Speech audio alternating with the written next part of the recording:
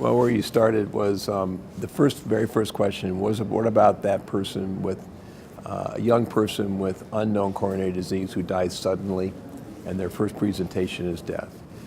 And I mentioned that that's a tragedy, but that doesn't happen very often. And we should get better at finding those people and treat them with standard risk factor management, lifestyle kinds of things.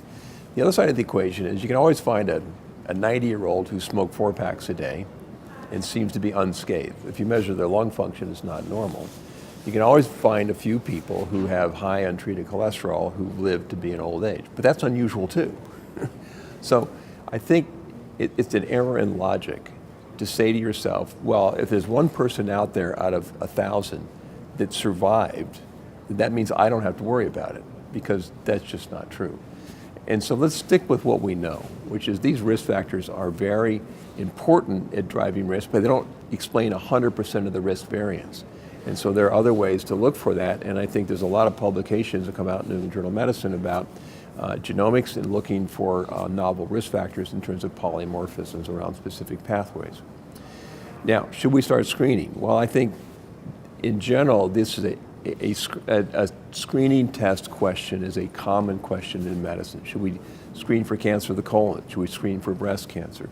Should we screen for coronary calcium?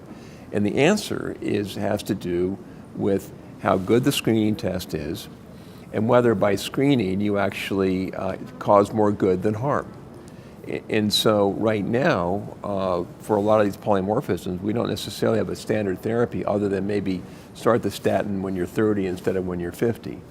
But we don't have specific treatments for all specific polymorphisms. And so the unintended consequence is you find a bunch of risk factors in your 23andMe or in your full genome assessment, and you get worried about it, but there's not much you can do about it. And so I'd be very careful. I think there are rules and principles around screening tests that have been around for a long time. And the decisions to recommend, for example, mammography for breast cancer screening requires that the information gives you something where you can intervene and change the outcome. And until you know that's true, and it's true for cancer of the colon, it's true for screening for aortic aneurysms, but only in certain people, older men with smoking. So we have to still be selective here. Now, I think the research will continue to give us more targeted populations. And there are examples where, like today, and with research ongoing now, what about triglycerides? We've not been really targeting that as a risk factor for treatment, but today we probably will start focusing more on that, as well as with developing fibrate drugs and other things that might particularly target it. So I think right now we know an awful lot.